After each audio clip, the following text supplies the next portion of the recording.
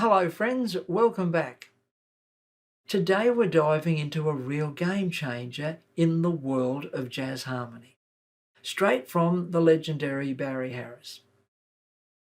I'm sure you've played 2-5-1s hundreds of times, but what if I told you there's a chord that can completely rewire how we hear and play this progression? In this lesson, we'll be taking you step by step using Barry's system to show you some of the unexpected colours and new harmonic possibilities that are available to us. Whether you're comping, playing solos or arranging, this chord will be your friend in your harmonic toolbox. So without any further ado, let's jump in and get started. I have here a B diminished seventh chord. Diminished seventh chords are amazing chords because of the fantastic harmonic palette that orbit around them. Many guitar players would be just as happy to not play diminished chords at all.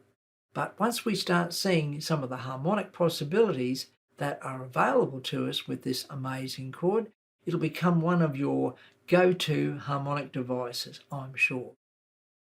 Let's start with a simple idea. If we lower any note in a diminished seventh chord by a semitone, we'll discover a dominant seventh chord. So let's do that. I've got my B diminished seventh chord. I'm going to lower the A flat on the first string down a semitone to the note G. Now I have a G dominant seventh chord. Back to my B diminished chord.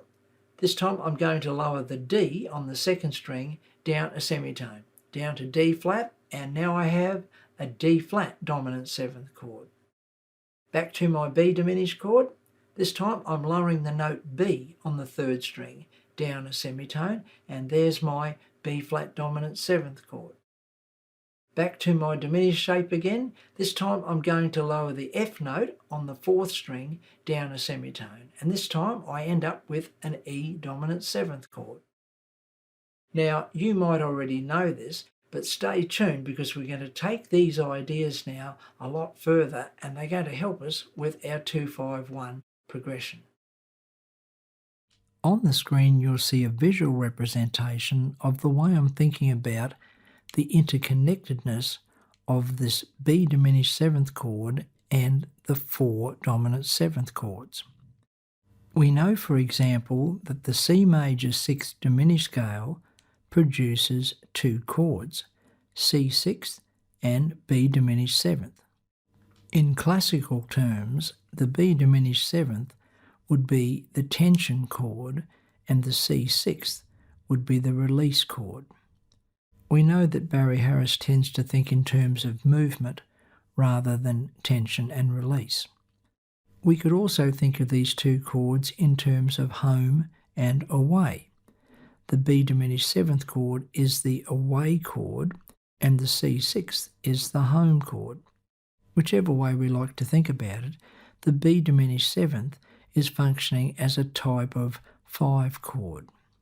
In fact, let's go through all these chords now and think about them in terms of a 5 chord in the key of C.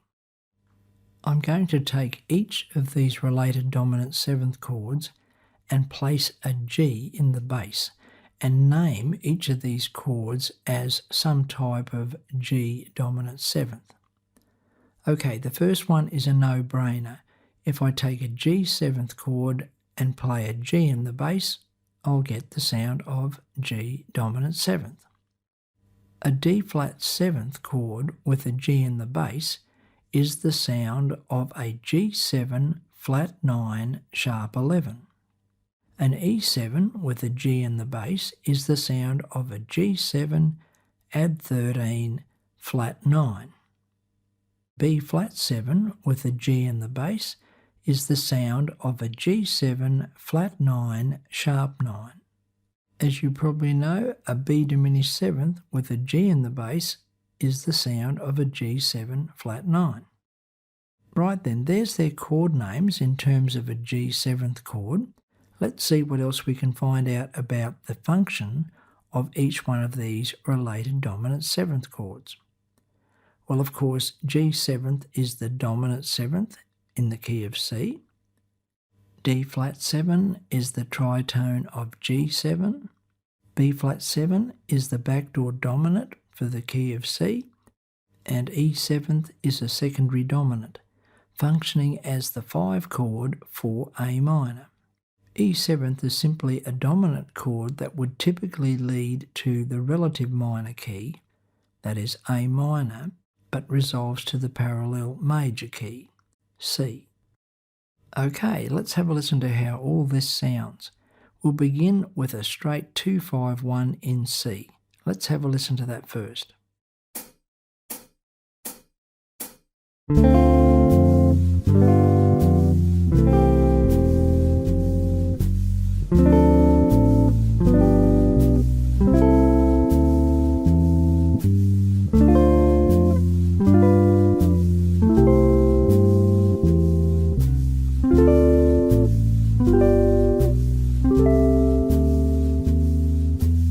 In this first exercise, I'm going to alternate between a standard 2-5-1 progression in C with one of these dominant 7th chords in the G position, functioning as a dominant 7th.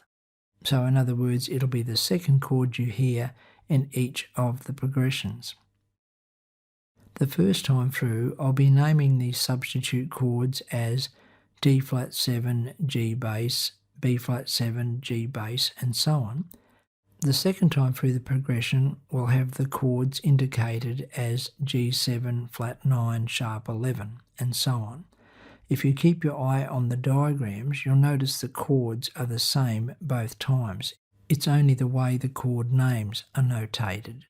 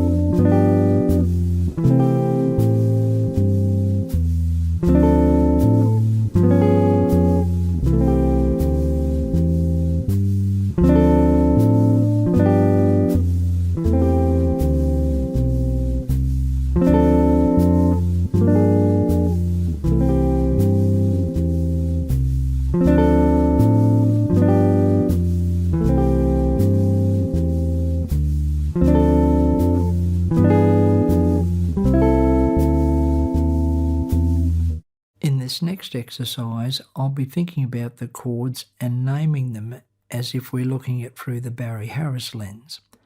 In other words, where in the first example I named the chord D minor 7, I'm going to be thinking of this chord as an F6 in this next example. For the G7, I'll be thinking in terms of D minor 6, which is the minor 6th on the 5th of the dominant principle. In the last bar, where it normally is C6, I'll be using either G6 or C6 or both. And once again, I'll be alternating this rather standard version of a 2-5-1 with the substitute type chords.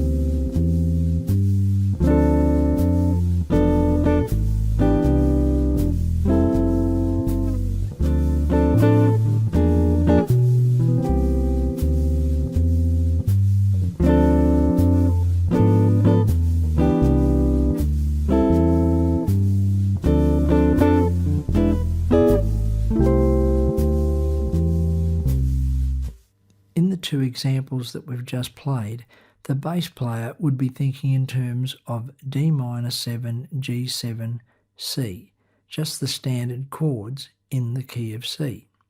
The colour and the harmonic surprise comes from our use of these related dominant seventh chords.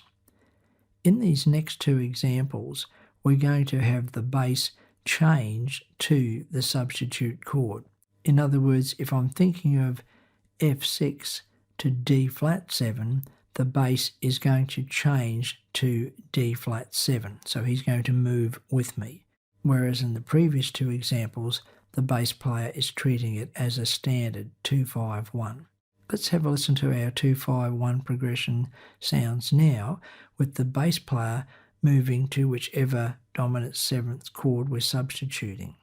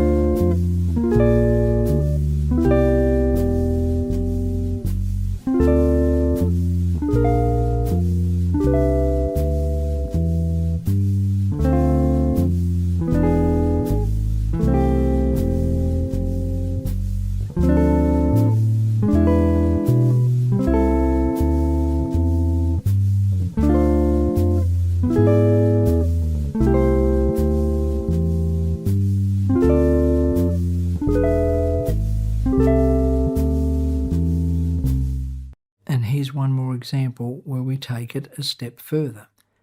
If we're substituting the G7th with a D flat 7, I'm now going to use the Barry-Harris principle of playing a minor sixth on the fifth. So I'm thinking of the substitute dominant seventh as being D flat 7. The fifth of D flat 7 is A flat, so I'm going to play A flat minor 6. And that's what I'm doing through this next progression. If it's a B flat 7, I'm thinking of F minor 6, which is the minor 6 on the fifth principle. If it's an E7, I'm thinking of B minor 6. Once again, that's the minor 6th on the fifth principle.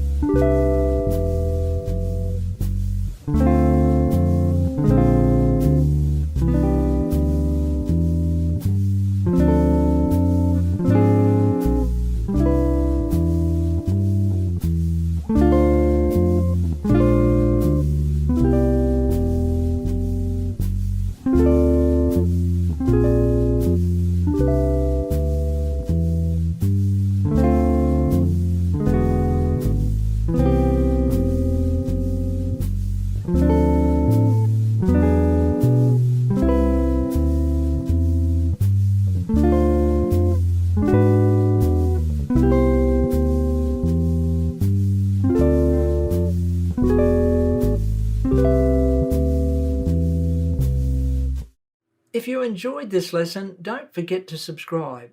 We've got more jazz guitar tips, study programs and workouts coming your way. Whether you're into solo playing, chord melody or Barry-Harris magic, there's something new every week. I'll see you in the next one.